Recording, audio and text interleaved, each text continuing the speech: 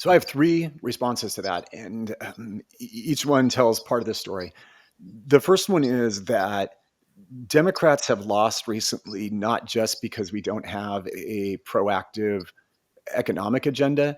It's because we don't have a proactive anything agenda.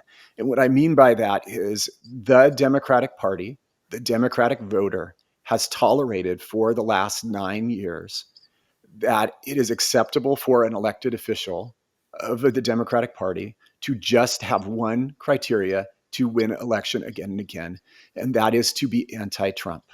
Oh, this my elected official put a clever tweet at Donald Trump. Oh, I'm going to vote for him. That is not the criteria we should be using, folks. And we have made it so easy for people to get our love and our votes and our support by just being anti-Trump. And I'll tell you this, if you are on a schoolyard and a bully comes up to you and says, oh, hey, look at other kids. I saw Mike over there. The other day he was humping a goat. The minute you start to say, I wasn't humping a goat, and you start reacting to that bully, you have already lost. And I think about like all the things that like Donald Trump says, gee, there's too much property crime. I'm going to put in place, the National Guard. And Democrats say, well, they're constitutional this and this, and reaction. Oh, I hate Donald Trump and blah, blah. Okay. Well, what would have stopped the mayors of these cities from hearing the cries of people who live in many cases in the inner city saying there is too much property crime? We don't feel safe riding on the subway, which is how I used to get to work. Nothing would have stopped us from having that proactive agenda rather than responding to Donald Trump. By the time you are responding, you've already lost. So I think we don't have an economic agenda. We don't have an anything agenda right now. There's a dearth of leadership in the Democratic Party. That's number one. Number two, I think what made Bernie Sanders so successful was not just that he had some good economic ideas. It's that he had ideas. Again, it's sort of a version of number one. He was authentic. He was real. People could trust that he was saying what he feels.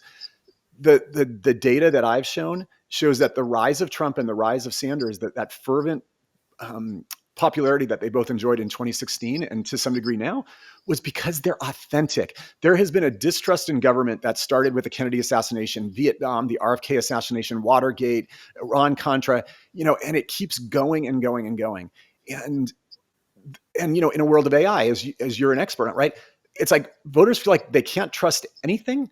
But if there's a politician who kind of says whatever's on his mind, whether it's controversial or salacious or whatever, they trust that, ironically. And that sort of explains the rise of Bernie and Trump. And then the third thing that the third principle that I talk, just because you asked about economics, right? There's a really smart political consultant who worked for President Clinton and then went and worked for the Republican Party. His name's Dick Morris. He's getting up there in age. Some of your viewers might know of him. Some of them might not. He wrote a really famous book where he said that Democratic voters, their brains are like, if you tell them, this is what I'm going to do for you, your rent is too high, this is what I'm going to do economically, that will appeal to a lot of Democratic voters. That does not appeal to Republican voters. Republican voters will vote against their economic interests if they think it is in their moral interests or the moral interests of the nation. And that is why, I think these economic issues are phrased by the Republican Party when they win as also issues of morality.